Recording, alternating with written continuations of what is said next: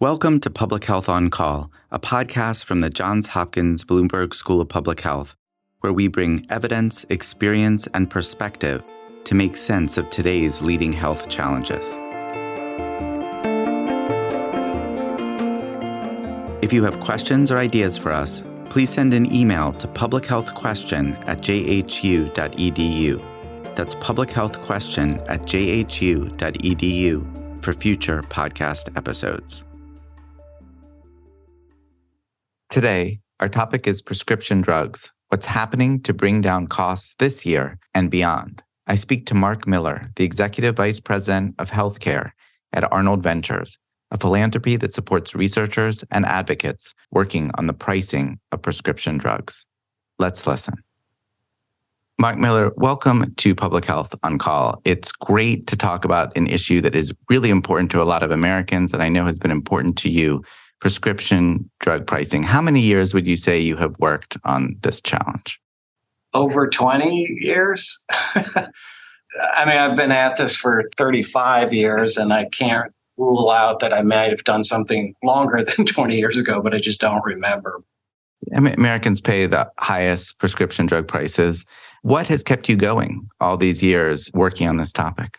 I have a portfolio here at the Arnold Ventures, which is a philanthropy. And my portfolio here is the cost of healthcare. And by that, I mean the cost to the household, to the employer, and to the taxpayer, the three people who in the end pay for all healthcare. Drugs is an important component of that and has been. In the Medicare program, which the IRA legislation addressed, it's one of the few places where the manufacturer, the provider, however you want to use that vocabulary, gets to set their own prices. I want to acknowledge it's very important that we pay enough for innovation, but we also have this other problem, which is access on 30% of the population not able to fill or rationing their prescriptions. And for me, I always felt like there was a better balance between those two concerns. You mentioned the IRA, the Inflation Reduction Act, which passed Congress late last year. The IRA is the first law in a very long time to bring prescription drug costs down. Will Americans, particularly those in the Medicare program, which the IRA addresses, see the results soon? So the things that are going to occur this year that people should see and feel work like this. First off, there is a $35 copayment limit on insulin. There is what's called the Part D reform section of the bill, which eliminates beneficiary cost sharing above the catastrophic cap in Part D and lowers the catastrophic cap to $2,000 in Part D.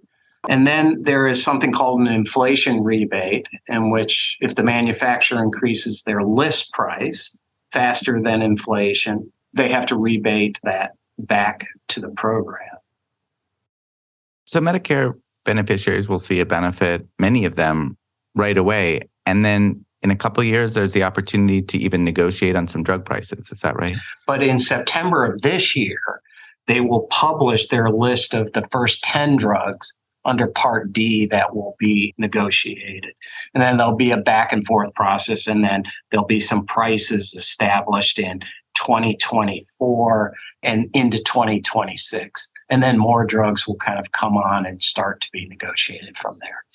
So it starts in Medicare. It starts with these discrete areas of control of drug costs. Do you think that the passage of the Inflation Reduction Act has broader significance than the actual provisions that we just talked about? Yeah, and I think the fact that there are an inflation rebate and ultimately negotiation, those could be benchmarks that the commercial sector could begin to try and work off of. If anything, the spillover effects are positive on the commercial sector side, meaning ultimately there's some indirect drag on prices in the commercial sector. So that's good news. What about the message that a bill like this sends for people who think that it's just impossible to control prescription drug costs in the United States? One of the most important things is that it happened at all, and that the Congress went through the reconciliation process. But the Congress felt at least empowered enough to take on pharma in this particular instance. And I think part of it is because there was very broad public support for doing something about drug prices. So, with that momentum, the wind at the back of people like yourself who are interested in getting to more reasonable costs for people and taxpayers in this country, where to go next? What else do you think is important for people to understand? The problem with drug pricing is not entirely peculiar to the manufacturers. Manufacturers play a huge role, and there are things in this legislation that are left undone that we can come back to. But at my portfolio on drugs is the entire spectrum. So it is the patent process, which has issues, the FDA approval process, there's the middle market with PBMs, and then there's things like coverage and pricing, which is kind of what the IRA was really about, at least for Medicare. I think there are issues throughout that entire spectrum, even with this legislation. Well, let's talk about a couple of them. Let's start with patents. Sure. When there are new drugs invented, then they get patented. What's the problem? The virtuous patent process is I come up with a new drug.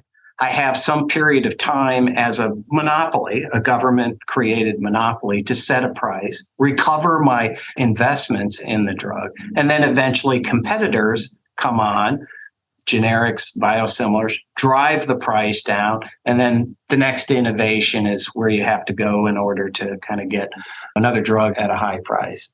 What a lot of manufacturers do is instead of moving on to the next innovation, they'll spend a fair amount of their resources trying to protect the patents around an existing drug. So you're starting to say that companies can extend their patents in a way that may make it harder for competitors to come on and actually lead to high prices for longer. There's a number of tactics. One is patent thickets. So patenting, you're bringing multiple patents to bear on your drug or the delivery mechanism for your drug. And for many of the highest spend drugs, there have been hundreds of patent applications. There are other tactics like paying for delay. The most obvious version of this is paying to keep a competitor off the market. You can also have arrangements I'll give you a market in Europe. If you don't come to the United States, you stay out of the United States for 5 years or whatever the case may be.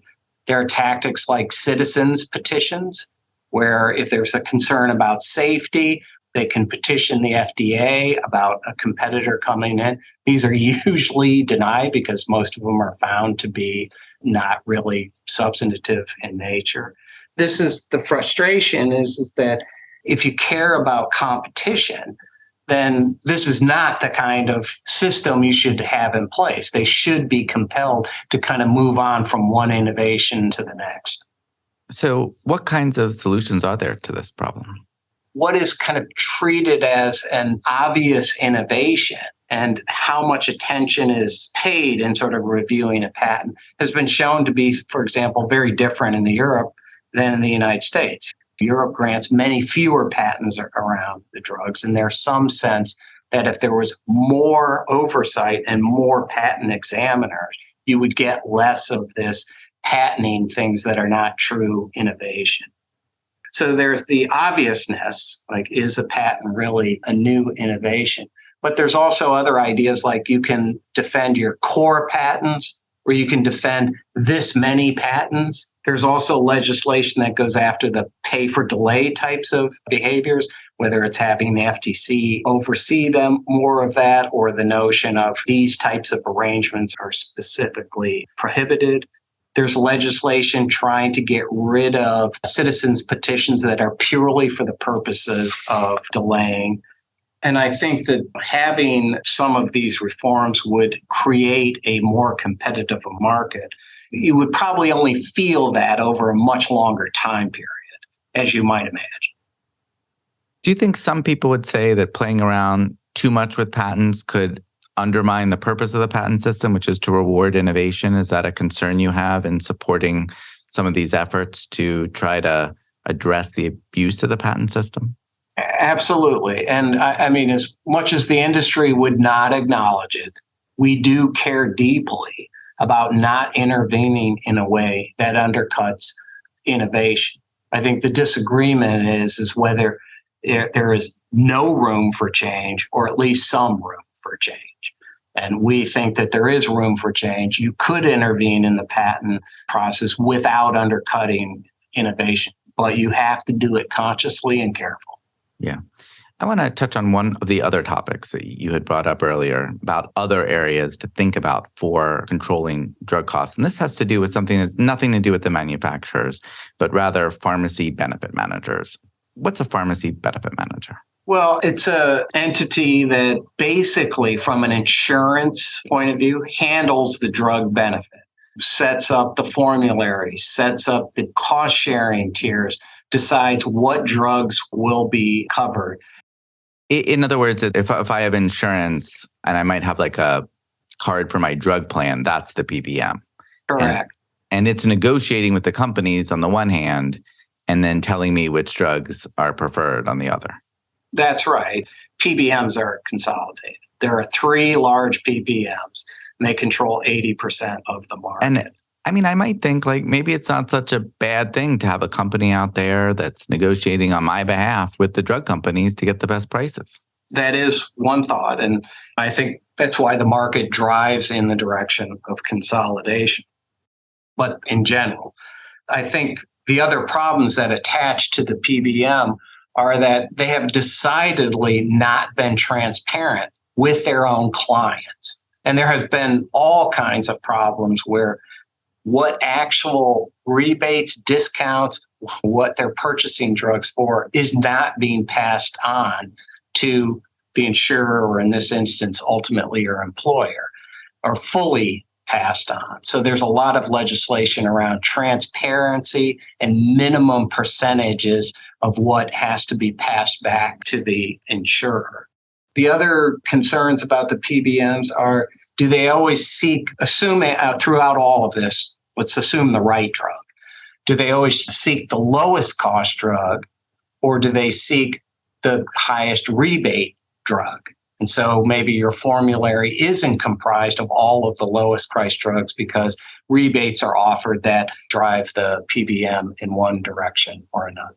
Just so I understand what you're saying, maybe I'm buying a particular drug because it's preferred with my insurance company, and that's not even the cheapest effective drug for me. I'm in a sense overpaying because the company might be getting a bigger cut. That's right. I mean, the PBMs would say back to that, and I think there's truth to this, is like, well, I negotiate across a whole range of products. My objective is to give you the lowest premium. And so maybe you didn't get exactly the lowest price for this drug because across all of the drugs, I got your best premium effect.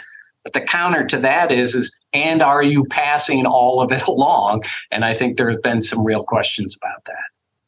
So legislation to oversee that process a little tighter is another answer. That's correct. And this one is tricky, in my opinion. There's transparency, and a lot of economists would argue you don't want transparency because you get the best negotiated price in secret. But I think a lot of other economists would say there have been so much questionable practices in this space that dispensing with transparency is where we are at this point. Would it be fair to say that an expert and advocate's work on drug pricing may never be done? Yeah, I would say that. Yeah. It seems like that we're talking about some really important areas for public policy, a lot of details to get in, but some real benefits at the end if we can get there. Yeah, and I mean, I've been at this for a long time. All public programs require constant oversight and vigilance. The world changes around them. You have to change the programs. I mean, so in some ways, while I completely see your point, drugs is very complicated. The notion that this is going to be fixed anytime soon is not likely. But frankly, public programs always require being revisited, as far as I can tell.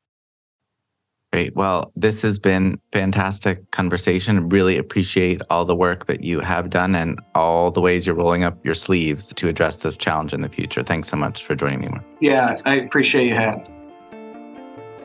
Public Health on Call is a podcast from the Johns Hopkins Bloomberg School of Public Health, produced by Joshua Sharfstein, Lindsay Smith-Rogers, and Stephanie Desmond.